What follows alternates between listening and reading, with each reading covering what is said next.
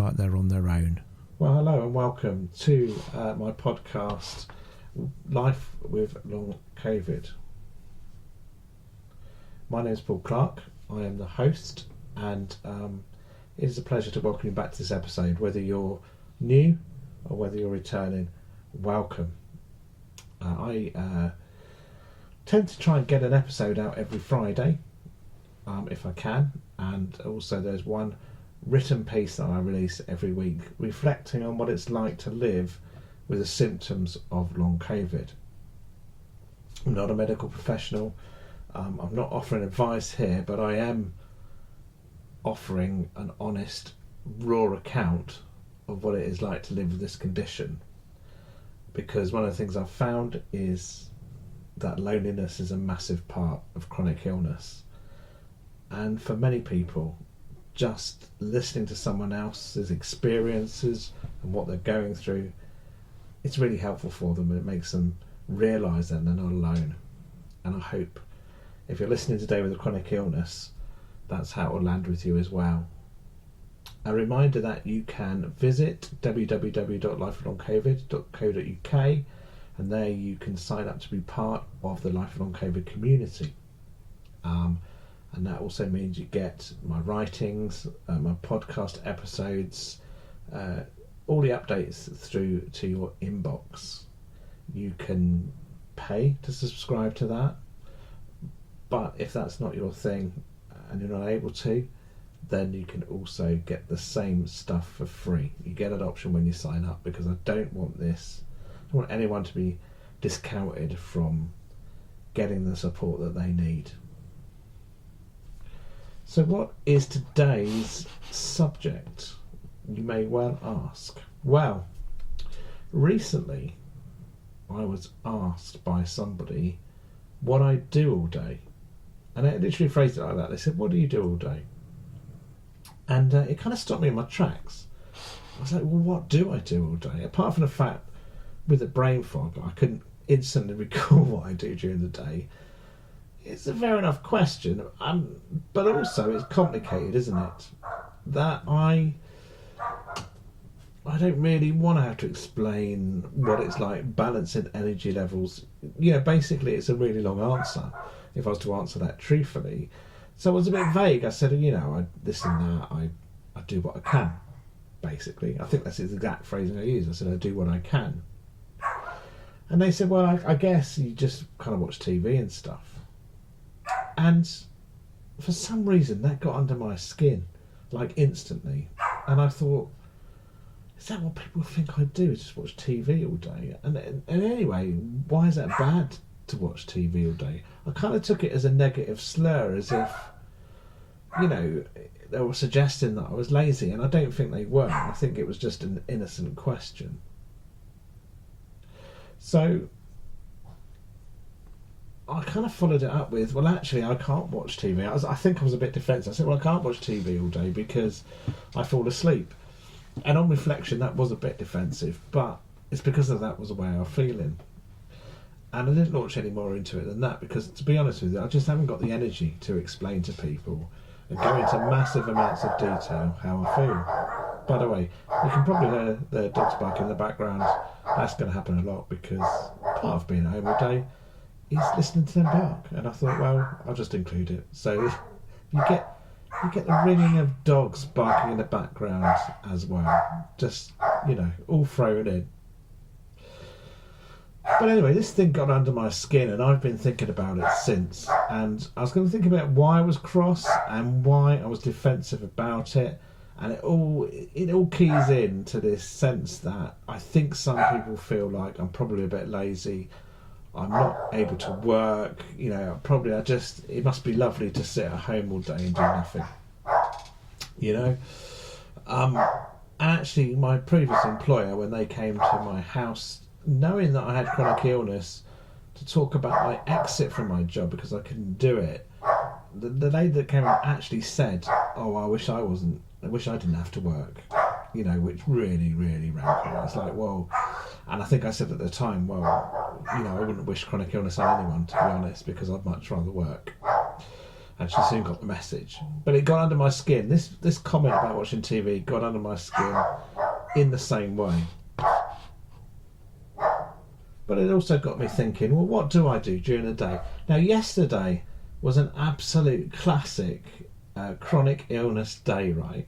I woke up and I felt fatigued. Like, we're all used to that. Those of us with chronic illness, those of us with long COVID, ME/CFS, you wake up and you don't feel like you've really slept at all. That's how I woke up yesterday. Yesterday I felt not too badly fatigued. If there's a scale from 1 to 10, with 10 being the most fatigued, I was probably about a 5, which was a blessing. So I got up and, I had a shower, even though I felt quite depleted. I try to do the same things every day because routine helps me feel normal and like I've got some kind of control, even though I haven't really. So I do the same thing. I have a shower. I try and have some breakfast, even though I've cut breakfast down a lot because I'm trying not to kind of put on any more weight, because that's another thing that long COVID has done, is helped me put on a lot of weight through the enforced inactivity over the last few years. So I have a very modest breakfast, and then after that cup of coffee, that first cup of coffee of the day, I decide there how I'm feeling and perhaps what I might be able to do that day. Now, the caveat for that is it can change, and yesterday did change, but I like to take stock of the day over a cup of coffee and think, well, how do I feel this morning? How fatigued am I today? I'm never not fatigued. It's just a matter of how fatigued I'm feeling and what can I actually achieve. Now, I had reason for optimism yesterday because the day before that I had some energy, ladies and gentlemen. Some days, strangely, I seem to get a little bit of a boost. It doesn't correlate with resting the day before or anything that I think I do, but some days I get a better day and I feel energy. And that day before, I'd managed to get some housework done, stuff that I'd been putting off for ages. I was like, yeah, that was good. And foolishly, I thought, maybe the next day will be the same. Maybe I'm improving. Maybe long COVID is disappearing. All these things go through your mind when you're feeling okay. Of course, it's always just a flash in the pan. It's always just one day and you've got to make the most of it. But that day before was great. So yesterday morning I thought, well, the day before was good. I'm only on about a 5 out of 10 this morning. Maybe I can take my 2 small dogs, who you just heard barking in the background, for a little walk. Nothing adventurous, just enough to get them out and stop them barking at every leaf that drops off the tree, and maybe give them a little run out. So I did. I took the dogs out for a run out, and I thought, if I last 20 minutes, this will be amazing. And I lasted about 8 minutes, I would say, before energy left me. I felt fatigued, my legs were really wobbly, and I knew that if I didn't turn back at that point, then I would be in trouble. I wouldn't be able to get back. So I did. I turned back and went home. I felt like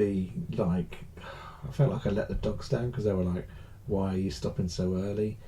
And I was gutted, because I was hoping that the energy from the day before would continue, and I thought, stupidly probably, that I was in some kind of recovery. And really what happened is I'd crashed because I'd done too much the day before, probably.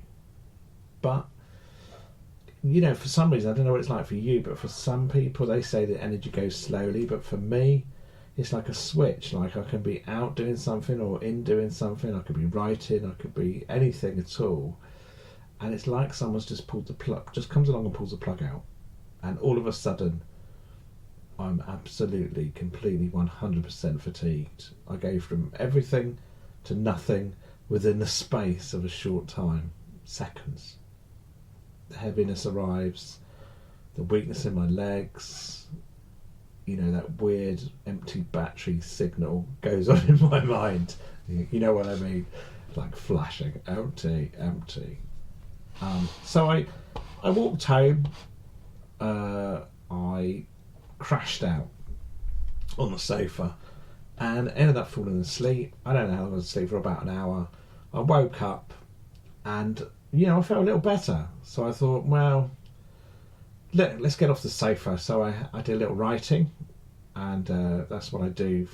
I enjoy writing, and it's my livelihood now. So I both love it and I gain from it as well financially, which is fantastic. So I did a bit of that. But of course, cognitive energy is a drain as well as physical.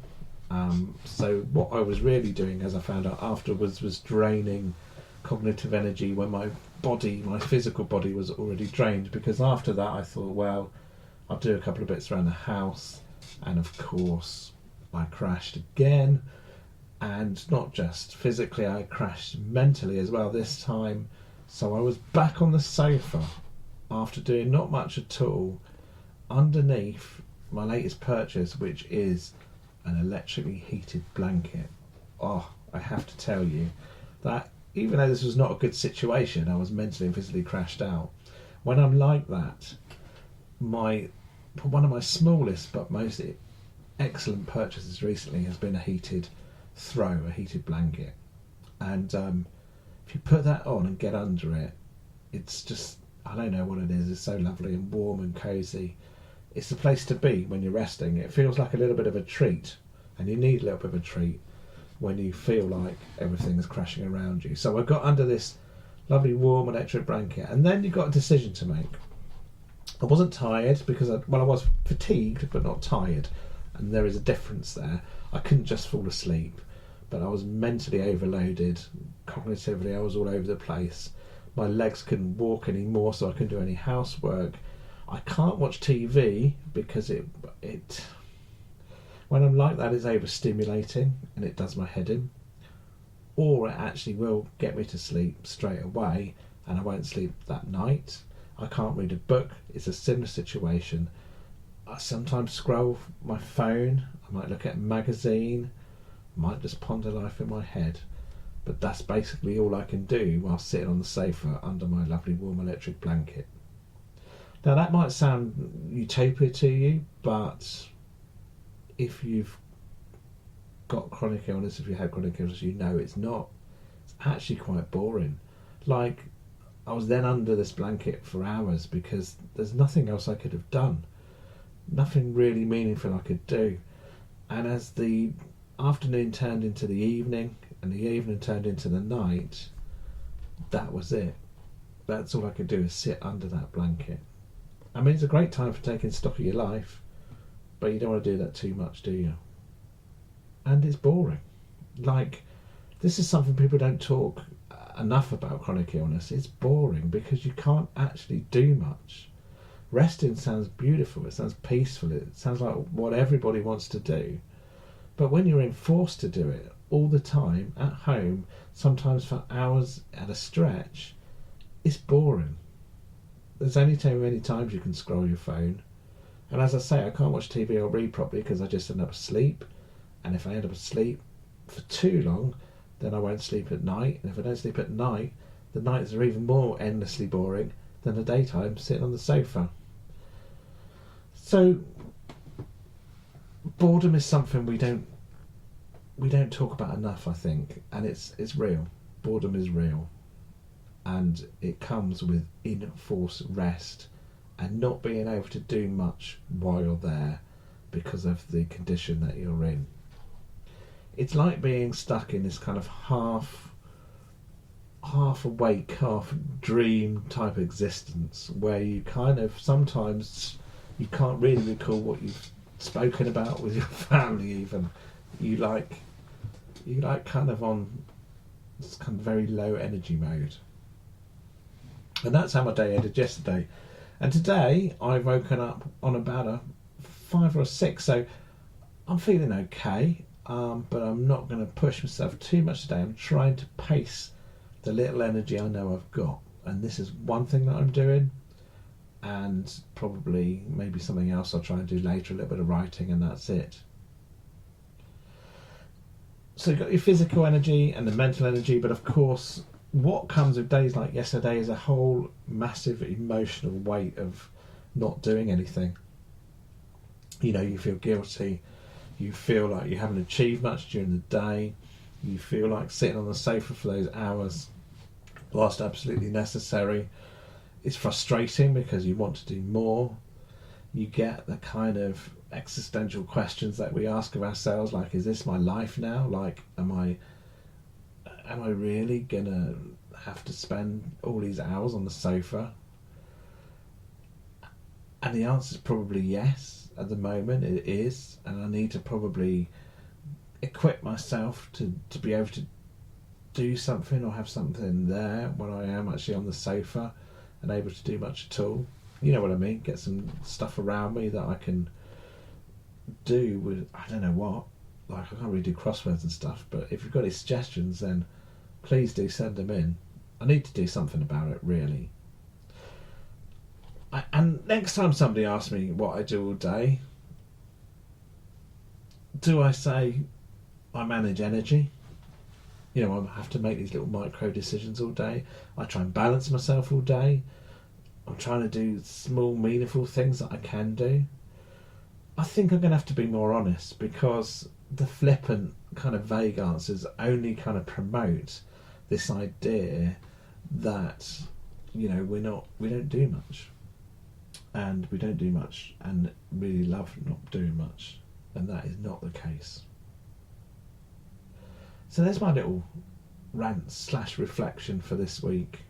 Enforced energy, boredom, and I guess feelings of self-worth, of guilt, of frustration. Which leads me to something more positive, in that I'm going to try a new type of therapy. I'm going to try oxygen therapy. And this is therapy where you sit into a pressurised tank and you're fed oxygen for about an hour and a half. And there's not a lot of evidence out there, but there's anecdotal evidence out there that long COVID patients have really benefited from this, particularly in getting energy back, and with brain fog as well, and even for the mobility side. So, there is a local centre to me. There's a Suffolk Oxygen Therapy Centre, and I'm going to try it, and I'm going to document it. I'm going to document it for you, and just kind of assess, is it going to work for me? Will it work for me? What is the process like? I'm going to go into detail and try to describe for you exactly what's going on, and if it helps or not. I'm absolutely chuffed to bits that I am able to try this out. It's not normally a cheap therapy, although I have to say it isn't actually cheaper than I thought it would be, but arranging this through Suffolk Oxygen Therapy, which are local to me, and they've kindly allowed me to do this trial so that I can report back to you and let you know what it's like. Because I realise that with any new therapy there's lots of kind of fear about what to do, where to go, whether it will work. Is this just another fad? Is it actually something meaningful that could help me? All of those questions sometimes stop us from pursuing any type of therapy, and I get that. I'm one of those people that can be easily put off. So I am going to try it. I'm going to try it for you if you haven't tried it yet, and I'm going to report back onto what it's like and how effective I think it is. So look out for future episodes and articles on that. And if you are somebody going through similar therapy, I want to hear from you. I want to hear from your experiences and whether it's helped you. Which rounds us off nicely to the end of this week's episode. If you're going to be spending hours on the sofa in the week ahead, you won't know yet probably, but if you do, don't feel like you're a failure. Don't feel like you're not achieving anything, because that rest is achieving something. It's achieving some kind of balance in your life. And every minute of rest on that sofa is a minute that you can spend with somebody you love or doing something you love. So it is priceless. As I've said in a previous episode, energy costs us. There's a price to it. And if the price to it is having to sit on the sofa, then so be it. It's worth the cost. And whatever you're doing this week, take care of yourself. Take time to take care of yourself. Try not to do what I did and get defensive about comments from people who really can't possibly understand what it is like to be in our position. And of course, as I keep repeating and will continue to repeat again and again, you are not alone. There are tons of us. And through Life of Long COVID, we can connect with each other and remind each other that this is an illness that affects a lot of people. And together we'll get through it. I'll see you again soon.